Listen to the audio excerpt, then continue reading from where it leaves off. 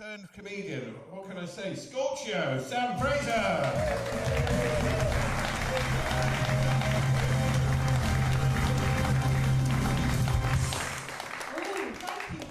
Thank you so much.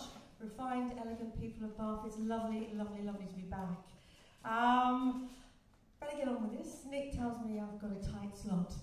Bit personal, but I'll take a compliment from anywhere these days. So, quick introduction. I'm Sam Fraser, and I'm part-time weather presenter TV weather in the south. Pronouns, pretty obvious from my pay packet and lack of career progression. But yes, so I'm a TV weather presenter. I'm what's known as a standby.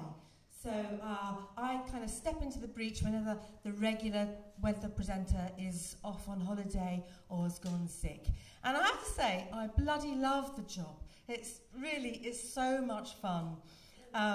Even if it is a bit of a struggle post-pandemic to squeeze into those TV weather dresses. Really hard. We've all put on a pound or two, haven't we? It's even harder, in fact, to squeeze into the high heel shoes. And I'm going to let you into a secret, people. I've got a bit of a problem with my big toe joint. I've developed a little bit of arthritis in it, so it's seized up, it's completely rigid and it won't bend, so it's getting my feet into those bloody heels almost impossible. I did pop along to the doctor thinking he might be able to help. I say pop along. I waited 5.5 weeks for an appointment at the doctor, and when I finally got there, he was really quite unsympathetic. What you've got, he said, is a permanent stiffy. So, be careful what you wish for, people, because dreams can come true. But I squeezed my feet into those high heels because they help me to be at the right height for the BBC weather map. So in the central southern England, I'm aiming to have my tits pointing at Petersfield and my arse in the general direction of Weymouth. I don't know, probably this kind of region. I'm thinking tits at Cheltenham, arse winking at Weston-super-Mare. That's about right, isn't it? Because I know that you thought that the weather was all about cold fronts and isobars. I'm here to tell you people it's not. It's about tits and arse. And that's where I come up against a bit of a problem, because I like to think of myself as a progressive feminist. You know, I've got all the important qualifications, functioning brain, and so I do worry that, you know, is it possible, I wonder, to be a full-time feminist and a part-time weather girl? And this is what I'm struggling with. So when I think back, like, there was no point in my life when I wanted to be a weather presenter. It was just never a burning ambition of mine. So, like, when I was growing up in school, there were two things I wanted to be.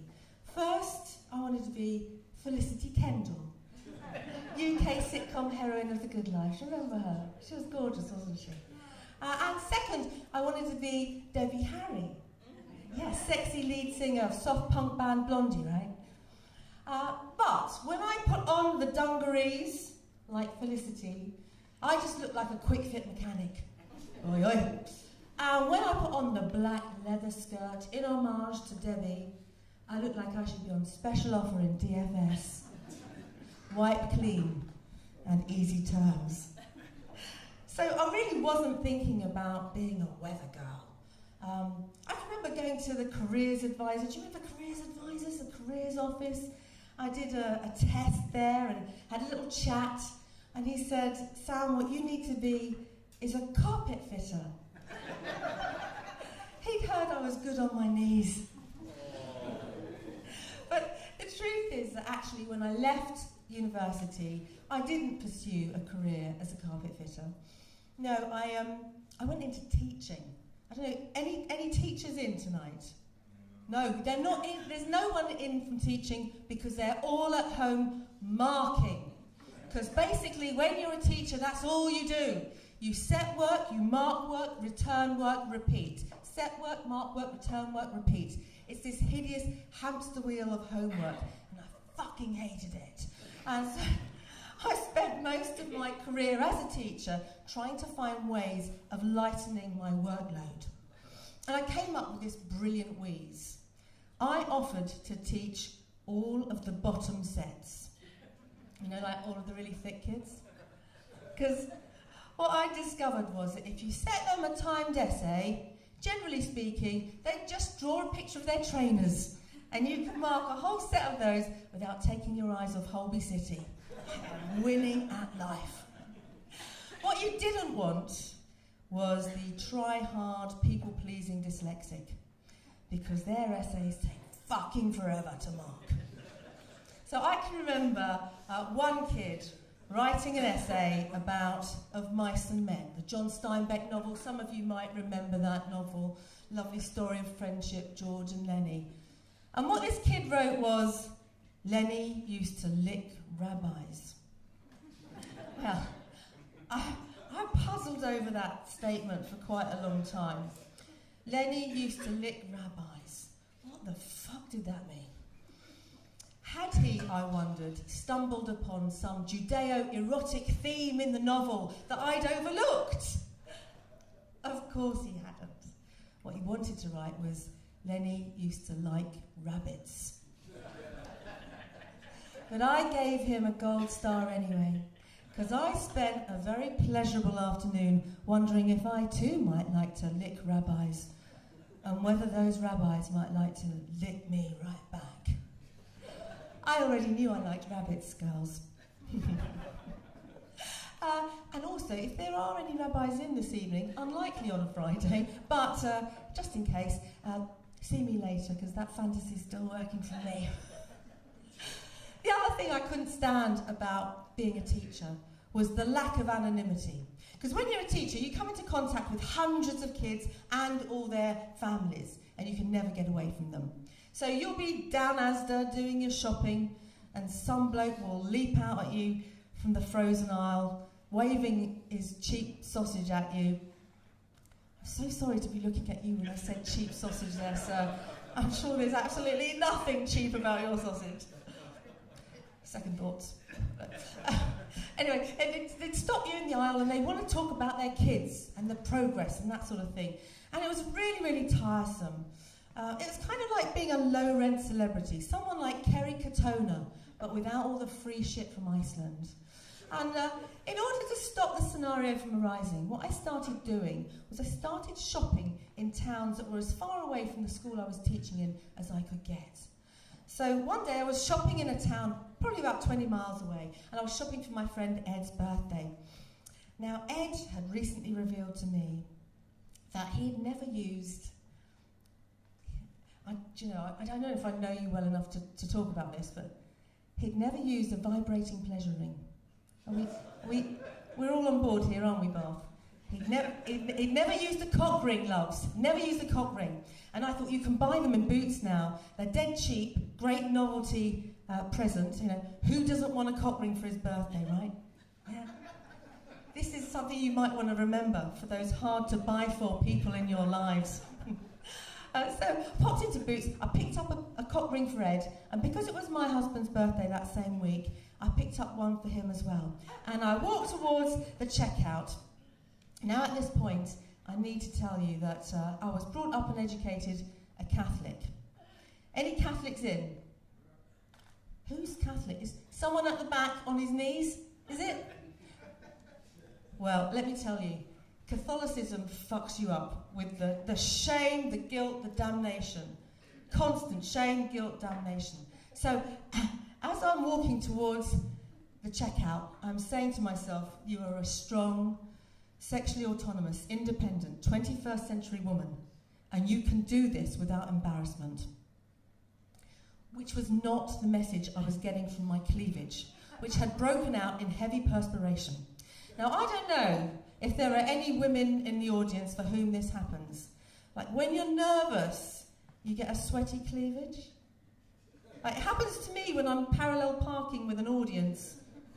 It's just me, isn't it? It's just me. I knew it. So I walked towards the checkout with my sweaty cleavage. Oh, note of recognition over there. No. And I put those two cock rings down on the counter. And I stared at the woman behind the till, and I smiled, and she smiled right back at me. I'm thinking, this is going well, it's going well. And then, in a really, really massive loud voice, so that the whole of the rest of the store could hear, she went, "Oh my God, it's Sam Fraser, isn't it?" And I was mortified. And I looked at her and I said, "Oh, I'm really sorry, I don't recognise you. How do we know one another?" And she said, "Oh, I'm Evie's mum. Do you remember? She was Mary in your alternative nativity one year." Well, you could poach an egg between my tits at this point. There was so much hot sweat going on. But I give that woman her due. She picked up those 2 cock rings, she looked at me and she said, "Sam, these are on special offer, 3 for 2. Get yourself another one." So my husband had a doubly happy birthday and I had to leave teaching for good. And that meant that I had to get another job. So the job I got next was as a traffic and travel reporter for a local radio station. Now this was a monumental surprise to absolutely everybody who knew me, because anybody who knows me knows that I have a real problem with spatial awareness. I can't get round IKEA, and they have big fat yellow arrows everywhere. Certainly can't read a road map. You're looking at somebody who was turfed off her Duke of Edinburgh Bronze Award team because she couldn't read the map. And that's okay, I'm over it, I'm totally fine. I don't need a badge for eating pot noodle and burying my own waste. I'm totally fine with that, it's okay. But the legacy of that ejection is that I never learnt anything about road maps. So when people were phoning in to tell me that they were travelling northbound on the M3, it meant fuck all to me. And they soon worked it out at the station. So they decided to move me off road maps and they made me stand in front of the weather map.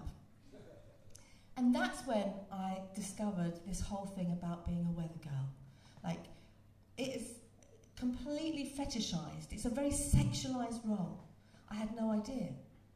Nobody told me that within 2 weeks of appearing on screen, my arse would have its own fan club.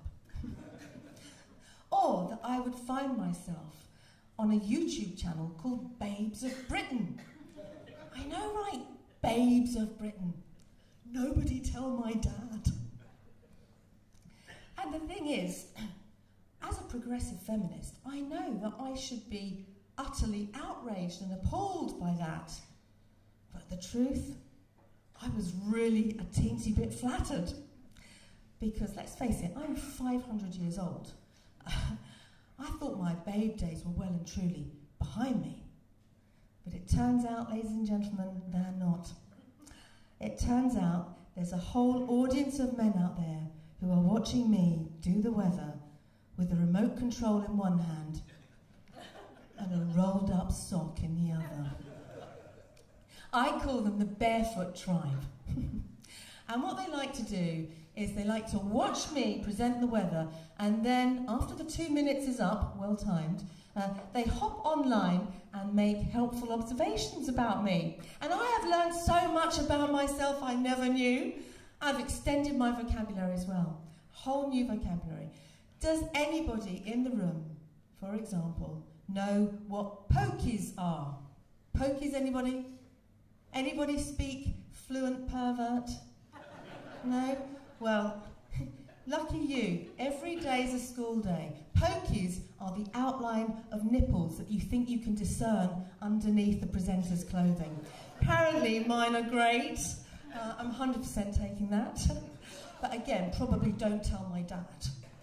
I'm learning about them all the time, and that's a good thing, because the first rule of entertainment is know your audience. Get to know your audience, find out what they like.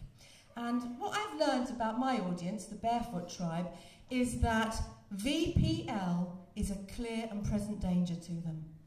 Okay, so the visible panty line, the merest hint of it, sends them into, well, hyperventilation, blood pressure soaring. We're kind of in the cardiac arrest zone. You know, it's literally paramedics on standby. And so, in order to ensure that half my audience doesn't die before I get to the outlook for the next few days, Uh, what I've taken to doing on days when I'm presenting the weather is I've taken to wearing a thong. Now, yeah, I've taken to wearing a thong, even though I myself am massively over the thong. So women younger than me might be happy to be oppressed by their underwear.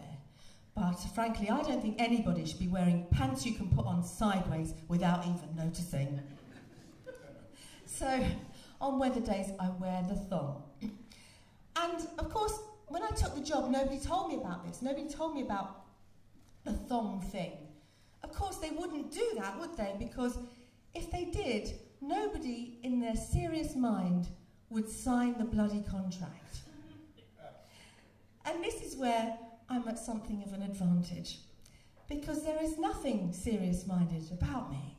Nothing serious at all. And primarily I put that down to the fact that I'm called Samantha.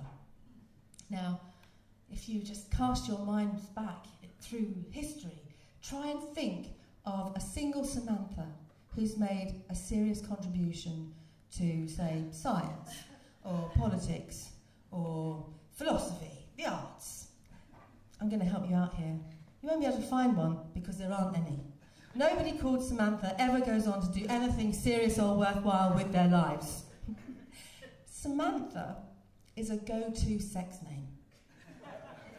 So, some of you may remember the 80s. We remember the 80s, ladies and gentlemen. We do, don't we? Do we remember page 3 stunner, Sam Fox? Touch me, I want to feel your body. Right now. Sam Fox. All about the tits, wasn't it? All about the tits. Think about Sex and the City. Samantha Jones, she was a trisexual. She would try anything sexual. You see, there's a pattern emerging. Now, I don't know if any of you has come across, probably going to be the wrong choice of phrase, the new hyperreal sex robot that's made it to market in recent years. She is described as fully autonomous. She's odorless. She emits what's described as a realistic feminine moan when you insert a finger into her vagina. Try to imagine what a realistic feminine moan would be in my house. It'd probably be something like, "Put the bloody bins out!" And she reaches climax explosively. Bit like myself. What do you think they've called her, ladies and gentlemen? In 3. 1, 2, 3. Samantha! Of course they have. She's called Samantha, sex robot. Now, I'm thinking about this sex robot and I'm thinking, posing a bit of competition for me. So I went online and I did a little bit more research. And I discovered that not only does Samantha achieve climax explosively, but she's got 1,000 jokes in her repertoire. Ladies and gentlemen of refined and elegant city of Bath, what even is the point of me? And if you've got any answers for that, please do get in touch. Ladies and gentlemen, that's my tight slot filled for a Friday. Doesn't always happen. Let me just tell you, if you're interested in the journey of my weather career, Scorchio, Surviving a Stereotype, is where I explore the point of me, and you can pledge to order it on unbound.com. There you go. Shameless self-promotion. You've been fabulous. I'm Sam Fraser. Thank you so much. Good night.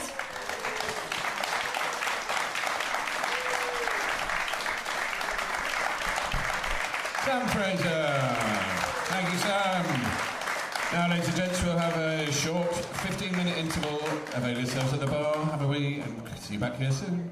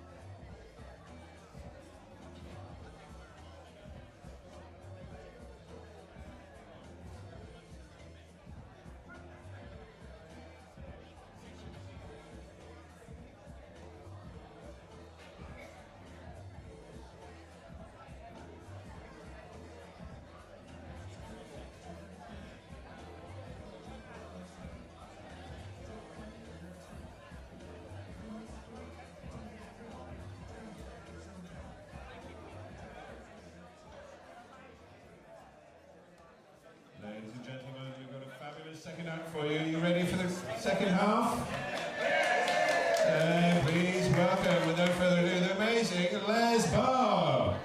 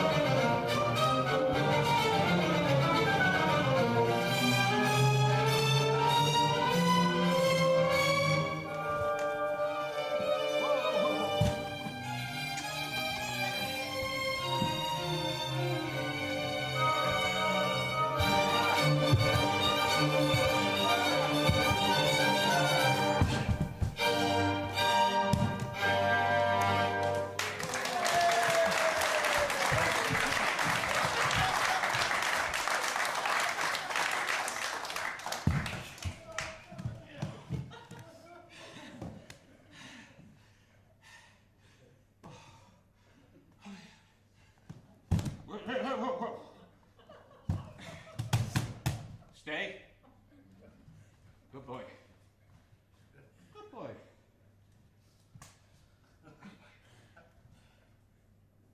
Oh, isn't it great to be alive? Oh, I'd hate to be dead now. Honestly, it's not it's all kicked up to me. Oh, by the way, don't let me speak too long. I'm a mime clown. I'm not a comedian. Mime doesn't have to be funny. It's well known for not being funny, actually.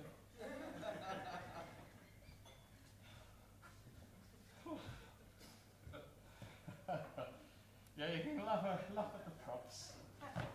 Oh. Oh. Oh, yeah, that's special.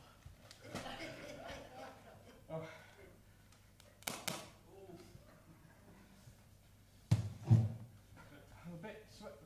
That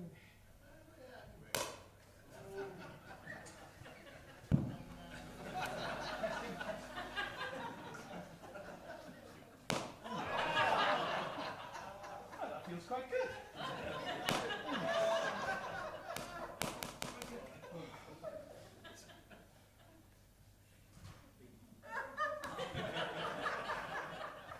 Testing. I think it needs to be a bit louder. I can't hear a thing.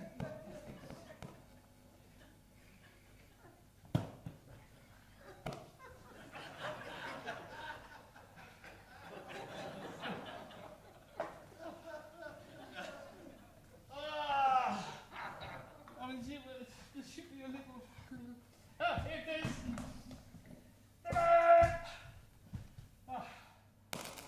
Oh, lovely that. Just putting things in. Things. Isn't that just different? Oh, it's all right to be quiet as well, by the way. No, it's all fine. Oh, yeah. Brought a few things I love. Gloves. Not these weird ones you've been seeing recently. They're all a bit too rubbery and horrible. But look at these. Oh. Does anyone else love gloves? Come on, it's the only article of clothing that's 80% love. Not as stupid as you look. Oh, yeah. Oh, God, then look at these. These come in couples.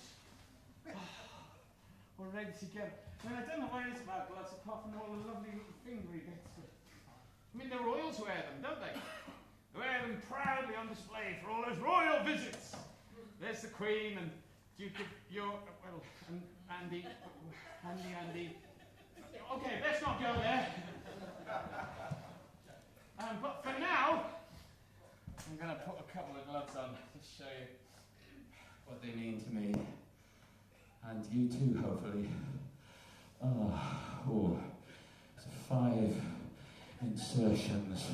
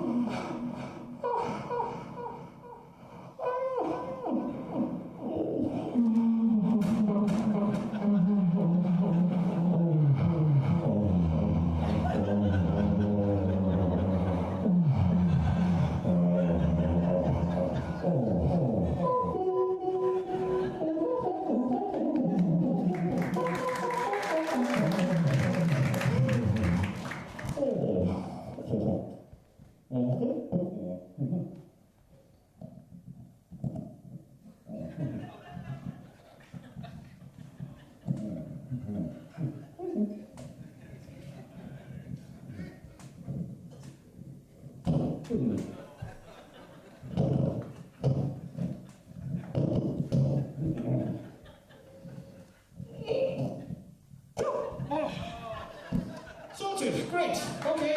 Hey. Music to my ears. Well, oh, that's such a glovey mess. I've really got to tidy up. But Don't forget, you can wear them at Christmas too for all those naughty Secret Santa games.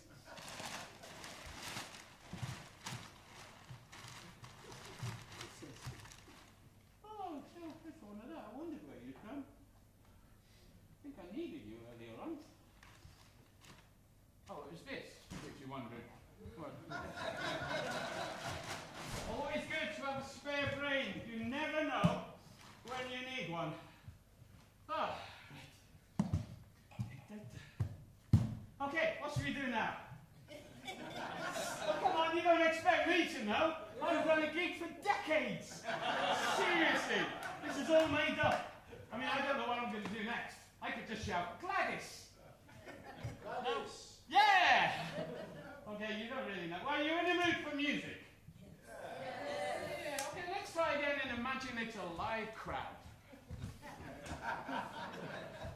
Are you in the mood for some music? Yes! Excellent, great. I've left the mime piano somewhere. I think it might be here. No, that's the trouble with mime things. You never know where you leave them. Anyone seen it? No one that front yet? Oh, all right, then.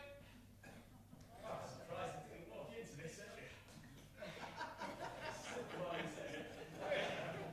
Well, there you go. Oh, they didn't tell me the stage had a raise.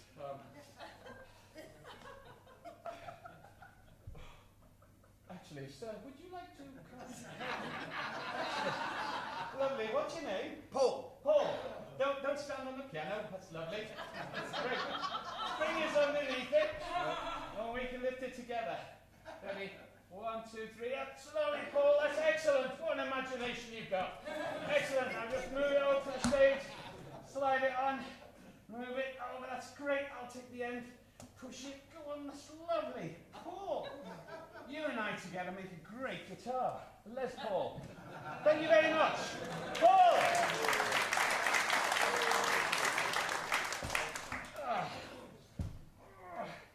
And you wandering around in that silly mask would do me some good. Anyway, there you go. Piano.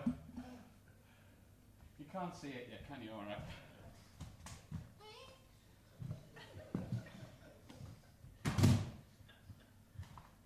Not sure where I left the stool either. It's okay. No problemo.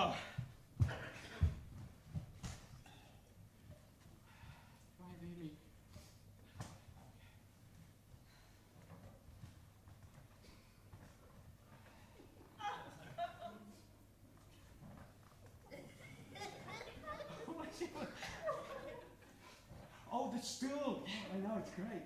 Look, you can go a whole circle. Bing. Okay. Shh. Not with a mic.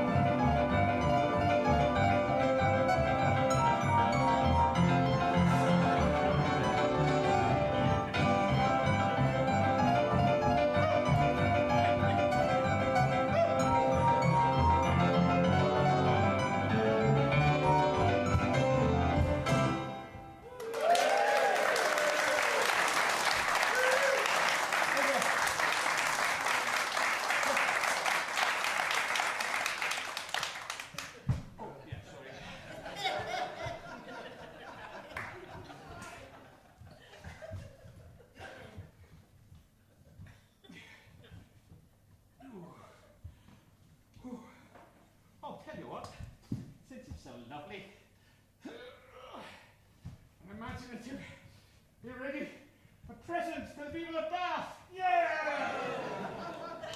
Crash, bang, tinkle, expensive sound effect. Oh, got excited with these on, didn't I? Excuse me.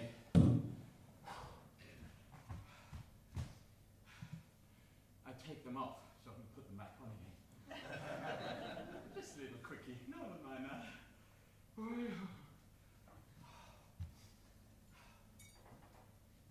Cheers. Cheers. Or should I say, sorry, santé. Since we've lost Europe now.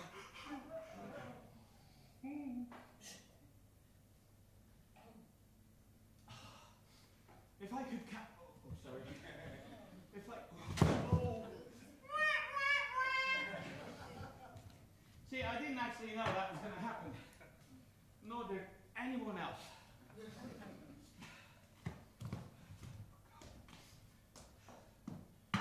said they'd give me more of it. Whoa, whoa, wait, hey.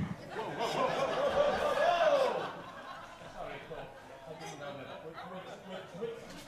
What? Alright, it's not a real bottle. Teacher Bush.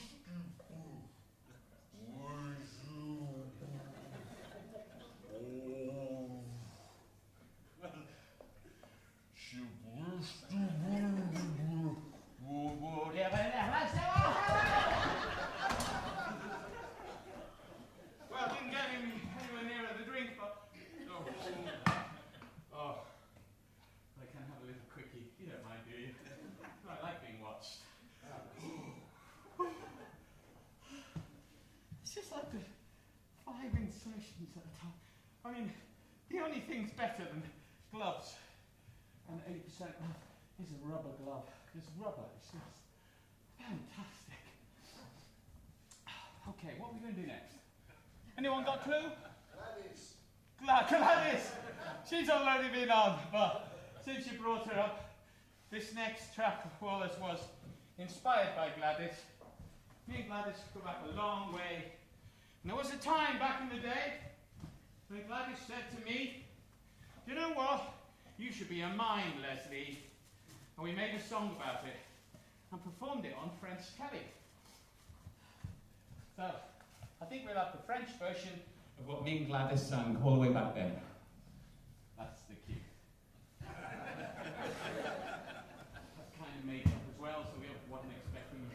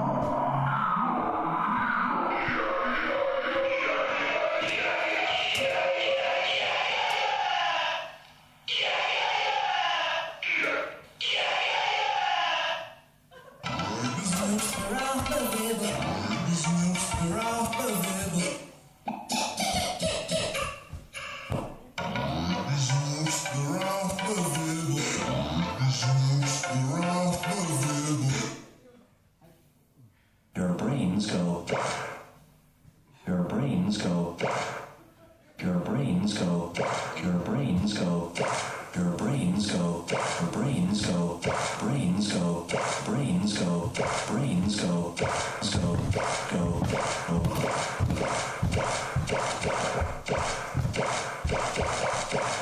Indeed.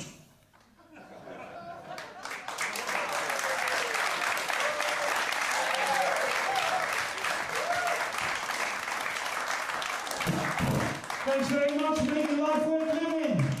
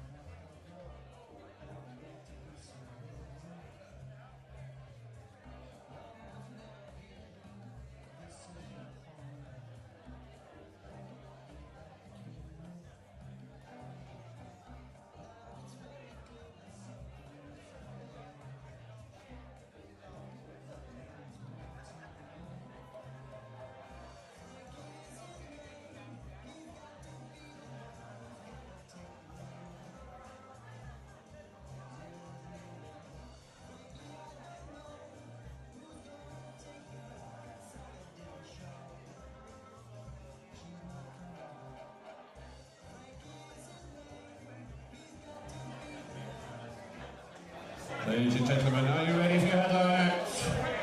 Ladies and gentlemen, are you listening? Are you ready for your headline act? Put your hands together, give a massive warm welcome. He's back at last, Mr. Arthur Smith!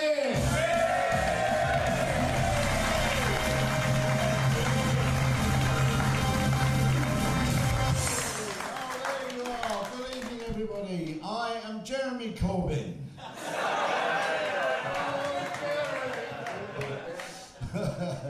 No, I'm Arthur Smith. You might know me as the voice of the woman's stomach in the Yackle ad. Well, I was fired and replaced by a younger sounding stomach. Some of you may know me from a TV show I did a couple of years ago called Celebrity Dogging. I don't know if you saw it. It was me, Stan Collymore, some bloke from EastEnders, hanging around in a car park on the outskirts of Wolverhampton, and every now and again one of us would get in the back of a car and have sex with a woman with a bag over her head who turned out to be Anne Widdecombe. It's the sort of shit they want on TV these days. Well, I want to do a bit of mine myself, you know. What do you reckon? He's amazing, Les Bubb, isn't he? You don't see that sort of... Give a round of applause for Les Bubb.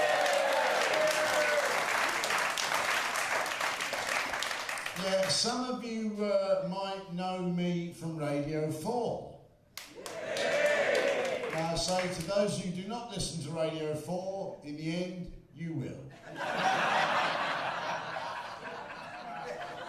And that is right and proper, and you will learn the eternal truth that you and yours is God's way of telling you it's time to get up.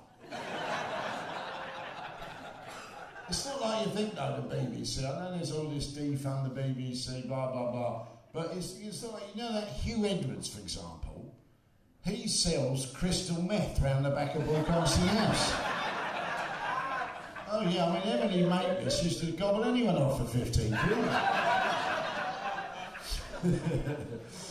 I don't know if any of you do that though. Do any of you do that where you kind of you drift off to sleep listening to Radio 4 and it goes into world service?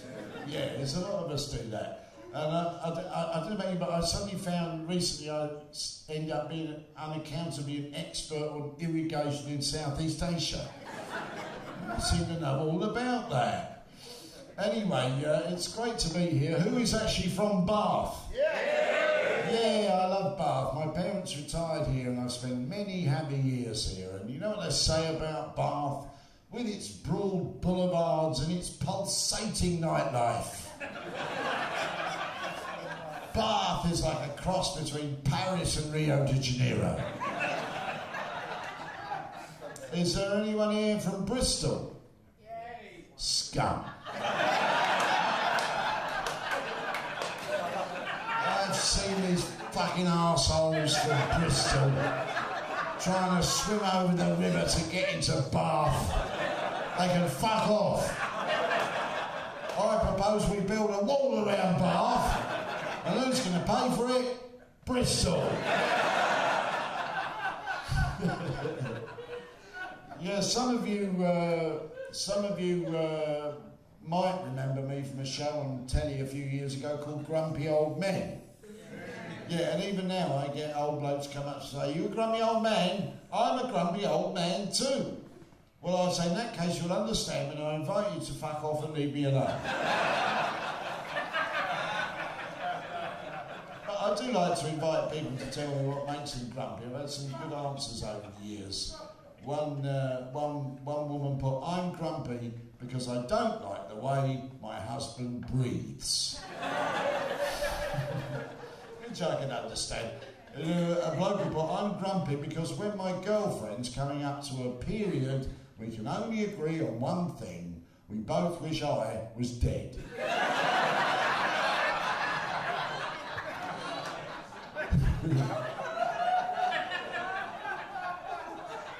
Another woman put, "I'm grumpy because since my dog died, I can no longer pass my farts off as his." And then another bloke put, I'm grumpy because pi doesn't equal 3. Yeah, that is bad. Another bloke will put, I'm grumpy because infinite in his dreams but limited by his nature, man is a fallen angel who remembers heaven. Also, there are too many roundabouts in Colchester. Hey, God, it's a bit like being in the 80s again at the moment, isn't it, with all the 70s, you know, the threat. We're all going to be, we don't have to worry about climate change anymore, because we're all going to be nuked tomorrow. How exciting. It's funny, I realise I've grown so old now, it's quite distressing, you know. I mean, I remember when you could buy a Cornish pasty that hadn't won an award. That's how old I am. And it's tough being an old white man. I mean, we used to run 98% of the world, and now we're down to only 92%. You know, there's how many? Is there anyone here tonight who's never had sex under a Labour government? I'm not convinced there is actually, but you might not have done, have you? I don't understand that yet. What I mean is, have you ever had sex while the Prime Minister was a member of the Labour Party? Yes. Which John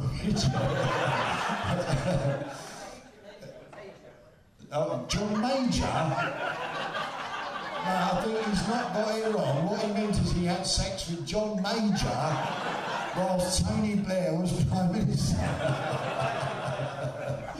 I've actually worked out that I've actually had sex under 8 different Prime Ministers. That was a hell of a fucking night. But that was a work meeting, it was nothing else, honestly. Yeah, so yeah, that grumpy though, you know, I do still, you know, I get grumpy about things, as you know, there's lots of things that really annoy me, like skiing. I can't be fucking doing with skiers. You know, all those ponces in coloured condoms whizzing pointlessly downhill. Skiers are so thick, they actually have to call it downhill skiing.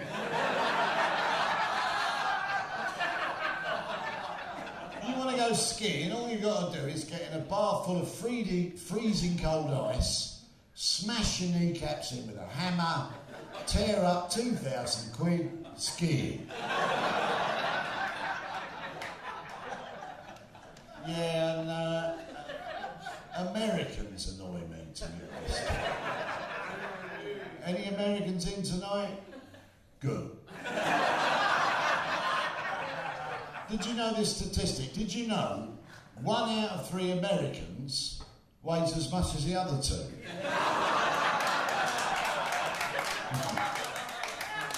And they say God invented war in order to teach Americans geography. And we are, as they say, divided by a common language. What we call trousers, they call pants. What we call braces, Americans call, anyone know? Suspenders, yeah. And when I was in New York, I got invited to a party. Yeah, you're a bit ahead of me over there. Yeah, and I said, well, what should I wear? And she said, oh, I should wear pants and suspenders. So I did. Best bloody party I've ever been to. Ah, Mr. Parties of my youth, you know. 2 pints of Valpolicella, sick in the garden, 8-mile walk home. Happy days. Another thing that annoys me about Americans or that sort of thing is like the inspirational quotes. Like, never say never. Yeah, well that's twice you've said it in 3 words. Dare to dream. Yeah, go to fucking bed. And I was telling this American, he said, hey, Arthur, show me a good loser, and I'll show you a loser. I said, no, mate, show me a good loser, and I'll show you a man calibrated to deal with the brutal vicissitudes of the world. On the other hand, show me a man who says, show me a good loser, and I'll show you a loser, and I'll show you a man destined for a life of disappointment and failure. But he'd gone by then.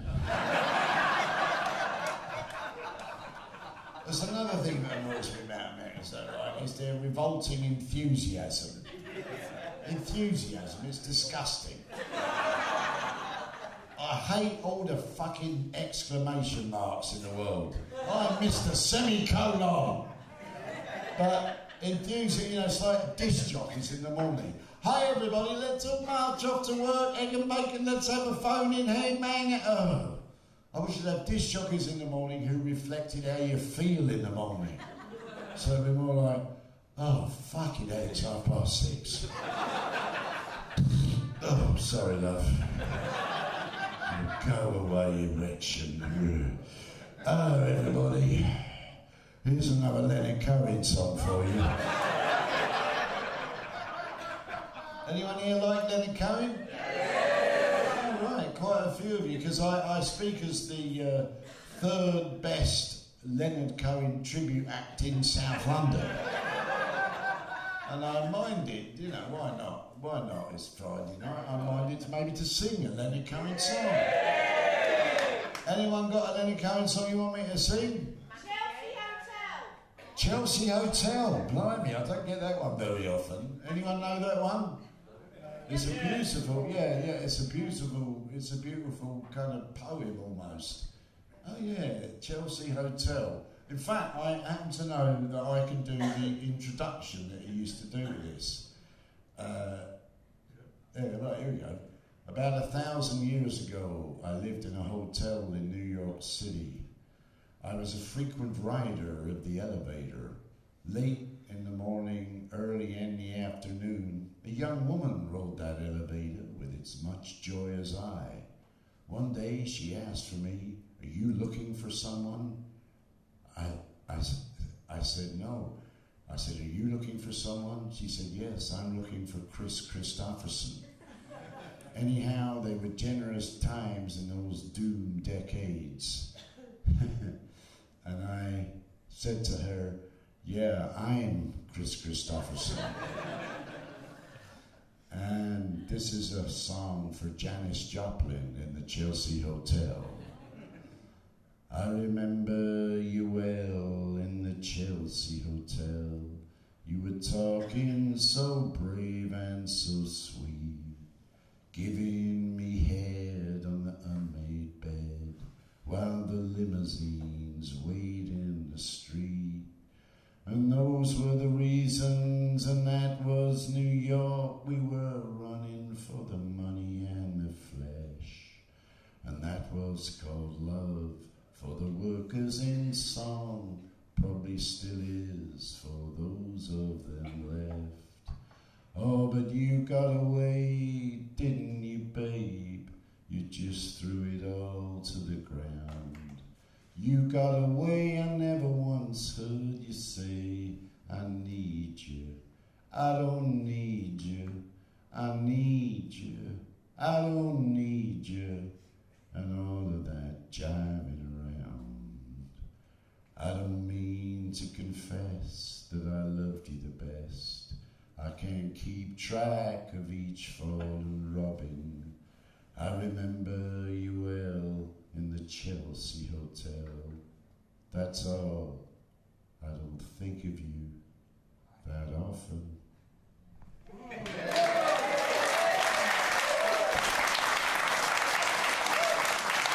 Oh, that was really sad. I've never ever sung that song on stage before. And I was quite excited to do so. And to be honest though, she was a plant over there. I just, here, Sam, why don't you shout out here at Chelsea Hotel? Because otherwise everyone always says hallelujah. Anyway, this is my joke of the pandemic. Knock, knock. Deliver. Just leave it on the step outside, mate. Another thing I discovered during the pandemic is I kind of, I'm not so angry as I used to be as a young man about everything. And I feel a more empathy. And even for objects. Like I was in a shop round the corner from me the other day, and there was a bottle of bleach, and written on it was seriously thick bleach. And I felt really sorry for that bottle of bleach. I mean, to me, that is domestos abuse. Hey! It's my only pun tonight. Do enjoy. I've been trying to keep fit at the moment. I've got these parallel bars at home. What I do is I run at them and try and buy a drink from both of them. And then I entered a marathon the other day. That was terrible. Chocolate and peanuts all over me willy. No, but I don't really actually drink. Actually, I do a little bit these days, but not much. I used to drink quite a lot in my younger days, and I was over 20 years ago now. I was taken into hospital in agony with acute necrotising pancreatitis from drinking too much. And then, so when I finally left the hospital a week later through the unfortunately named Patient's Discharge Lounge, I learned something about myself. I realised. I learned that I really fucking like morphine. God, has anybody got any? And a word about drugs. Nice. It always makes me laugh when you've got, say, you see some MP and he's been caught having a joint or something, and he has to say, oh yeah, but I didn't inhale. And I think, what was the fucking point of that? That's like buying a hamster and not shoving it up your arse.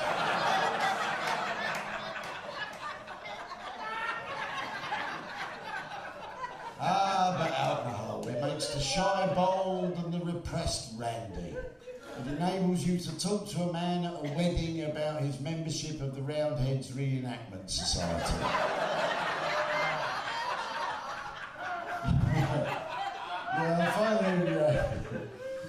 I finally kind of sobered up, and I got interested in the subject of addiction, and I bought a book about addiction, and I liked it so much I bought another one. And then another one. I got 25 addiction books. Anyway, one of them, I had this embarrassing incident where it had this survey saying, are you addicted to tranquilizers? And I misread it though as I was looking at it. I thought it was said, are you addicted to trousers? But then going through this survey, I thought, fuck, I am addicted to trousers. Do you use them every day? Have you ever gone a week without them? Do you feel the need for them in social situations? I'm fucking addicted to trousers. This is terrible. Yeah, and I'm so old, I'm now able to persuade young people that I fought in the Second World War. It won't be long, then it'll be the First World War as well. No, but as far as my 50-year-old nephew Tom is concerned, in 1942, I was parachuted into occupied France, where I spent 6 months undercover as Jacques the Boulanger. And this story's gone down so well, the school's doing a project about it. I thought, what the hell, I bought some medals on eBay. Watch out for me at the next Armistice Day parade. In the old bullshitters regiment. Of which there seems to be one member in every pub in Britain. Anyway, I think I'm considering if I might go or not to the Edinburgh Fringe this year. Anyone ever go to the Edinburgh Fringe? Yeah, it's a great playground of the imagination. And I'm thinking of doing a show where I sort of take the audience to Paris for the weekend. Would anyone fancy that, do you reckon? And I teach them French as well. So I'll tell you what, I might teach if you want to learn a bit of French now, shout out, oui, oui. Do you want to learn a bit of French? Oui, oui. Can any of you speak French? Oui. C'est qui a dit oui? C'est toi. Oui, ah, bonjour. Quel âge as-tu? Oh, j'en ai 67. Et toi? This is, to be honest, getting a bit lost here, isn't it? Yeah, if you were here, if you had the piss twice today, shout out wee wee. Because one of the interesting things, because I did spend a year when I was 20 living in Paris for a year. It was a fantastic year, and I'd never really been to a restaurant, or, you know, we didn't really have food in Britain then. Did we? Just had sort of corned beef hash or something, spare and chips. There wasn't really food as such. So when I went to Paris, I went, it was the best restaurant. I was teaching, I was an English assistant in a French school in Paris, and I discovered, though, on a night out, the best restaurant in Paris was called the Refectoire des Profs, which was the staff canteen. It was fucking delicious. I've never had an avocado. I had no idea what a fucking artichoke was. Yeah, it was really exciting, and they think English food is disgusting, which is fair. Certainly then it was fair enough in a way. And I used to go into the class in the morning, a bunch of French Parisian kids, and write on the board, English food is the best in the world. And I learned that the French word for heure is berk. So I'm now going to try you out on some English foods, and you have to say berk and then dégueulasse, which is the French for disgusting. Yeah. So, all right, these things the French think are disgusting, like Yorkshire pudding, berk, dégueulasse. All right, let's try you another one. Mint jelly, dégueulasse. Très bien. All right, and jelly. Yeah, good, that's good. You're getting the shoulders, that's important. Dégueulasse. Anyway, I think I'll move on. I'd now like to do a tribute to Barry Cryer. A round of applause for the great Barry Cryer. He was just the loveliest bloke, honestly. I went to his funeral just over a week ago, and it was the loveliest event. I was so excited, and I gave Alan Bennett a packet of love hearts.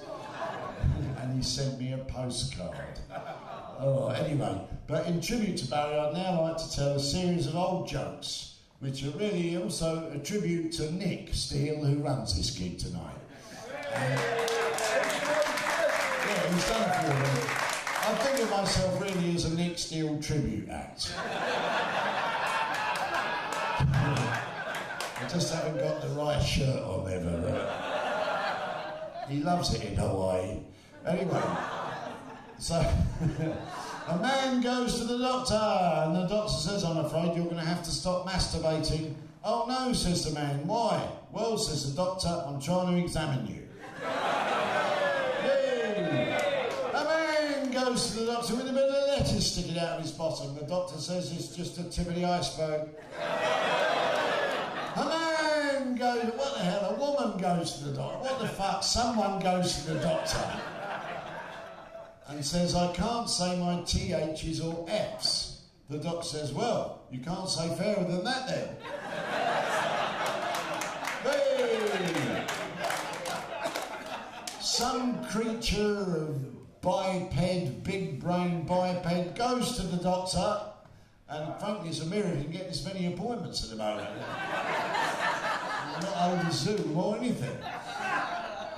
Hey, a man, whatevs, goes to the doctor, and the doctor says, bad news now. He says, I'm afraid you've got Alzheimer's and you've got cancer. Oh, well, he says, at least I haven't got Alzheimer's.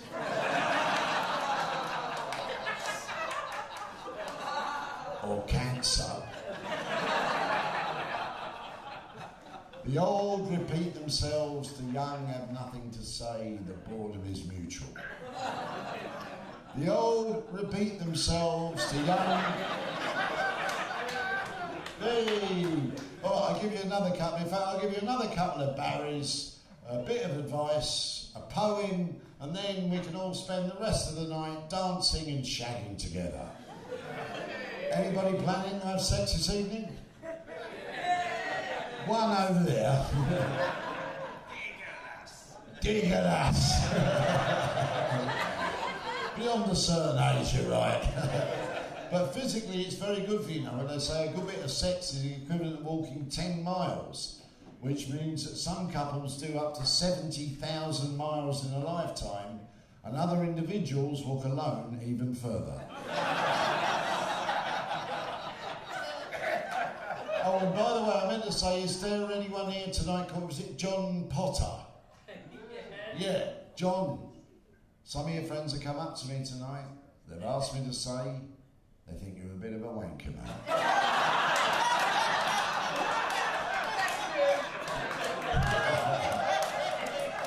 I don't really mean that, John, just to get a cheap laugh at you. I mean, you may really be a wanker, but I don't know really, is he?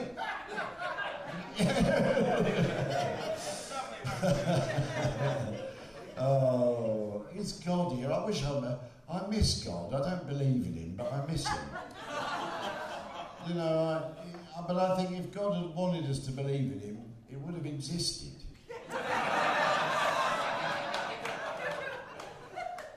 Yeah, and you see, the trouble is, you know, we've got all these problems around the Ukraine and the Middle East. There's sort of worries there. And I always think of the line of the great Linda Smith, who once said, see, the problem with the Middle East is that somehow or other, our oil has ended up under their sand. Anyway, right, I'm going to tell you 2 jokes, 2 bits, maybe 3 bits of advice, maybe a bit of here and there, a poem, and then we can all carry on drinking and start the swingers night. So a man is washed up on a desert island with Angelina Jolie, just the 2 of them. And they find food, they find water, they find shelter, and eventually they end up sleeping together. And one day the man says, Angelina, would you mind if I drew a moustache on you and called you Frank? She says, sure, or whatever. So he draws a moustache and goes, oi, Frank, you'll never guess who I'm shagging.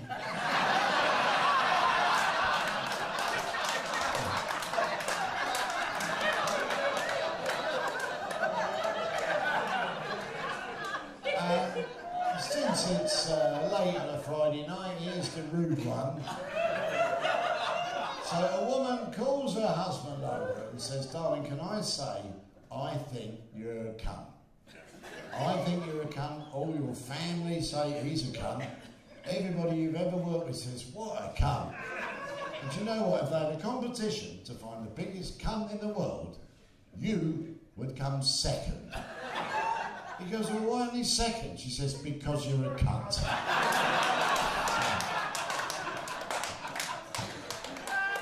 I don't know if Barry Clark would have done that joke, but he would have. And here's the bits of advice. If at first you don't succeed, then skydiving is not for you. Number 2, if ever you're arrested. Anyone here ever been arrested? Oh, it's quite a few. Well done. What were you arrested for? Don't know. You don't know? Well, you need a fucking lawyer then. But what were you arrested for over there? Mistaken identity. Mistaken identity? That's interesting. What happened? Well, they thought I was wrong place at the wrong time. Oh, right, they thought you were an evil, murdering killer, and it turned out you were. But as far as you were concerned, it was mistaken identity. Well, we went there, Yeah, I'd give you a little bit of advice. Never smoke a joint outside Bishopsgate Police Station. It's about the only lesson I've learned in life, but it's a good one. And by the way, yeah, always remember the words of Lothian Council. Tuesdays and Fridays are rubbish days. Hey, not this Friday, this is fun. Does anyone want to give me a blowjob by the river after? Fair enough, I don't really want that anyway. But I'm going to end on a poem, not the one that Nick has now started nicking from me. Well, to be fair, it was written in 1650. This is a different poem, because we live in a bit of a sort of scary time at the moment, but sometimes it's good to think of hope and the possibilities. Maybe things will be all right. It's good to have a little bit of optimism occasionally. And this is a poem written by a woman called Sheena Pugh called Sometimes. Sometimes things don't go after all from bad to worse. Some years muscatel faces down frost, green thrives, the crops don't fail. Sometimes a man aims high and all goes well. A people will sometimes step back from war, elect an honest man, decide they care enough they cannot leave some stranger poor. Some men become what they were born for. Sometimes our best efforts do not go amiss. Sometimes we do as we meant to. The sun will sometimes melt a field of sorrow that seemed hard frozen. May it happen for you. Good night. Thank you very much. Welcome back to Great Man's Coming Nick. The man who sets all this up and keeps it going, Nick Sill. Merci, Ralph, thank you so much. Is he any good at impersonating me? Thank you so much, all of you, for coming as well. I'm filling this room up for the last gig before we take a little break before Bubb Comedy Festival. We are back with the full festival after 2 years of waiting for the C word to dissipate and crack off. We are now back with a 26-day festival it's going to be, from the 27th of March till the 21st of April. That fits in about 8 big gigs at the Forum, 1,600 seats for everywhere from Josh Widdicombe to Jasper Carrott. By way of, who else is there? Sarah Milliken, Henning Vane. Les Bubb is going to be on our April Fool's lineup on April 1st there, along with Russell Kane, John Maloney, Silky and Jess Robinson. What a lineup that is. Sammy Toxfig's there, Ed Gamble, the Guilty Feminist podcast, all sorts of things in that great big lovely Art Deco venue. It's becoming the best venue Bath has been waiting for years. Wonderful. I'm going to be using the coffee house there and the ballroom for other things as well. Lots of work in progress. And fear not, we'll be back in here for Friday nights on the 8th and the 15th of April. We'll have people like Nick Page coming back, Justin Panks, who stood in for Arthur a month ago, he's going to come back. And who else? Roger Monkhouse will be back here. All sorts of other lovely things. They'll be revealed on the website over the next few days once I've had a sleep. And then there'll be hundreds of shows. Honestly, you get booked up quick because tickets are selling fast now. People are starting to come back out again. So it's going to be a fantastic month. And just a few weeks to wait till we kick off with all that. In the meantime, I just want to thank everyone for coming. Thanks to my A-team, Colin Callan and A.D. Feeney on the tech there. Lovely bar staff and management here at the club. And all the acts to see you. Sam Fraser, Les Bubb, and Arthur Smith. Thank you.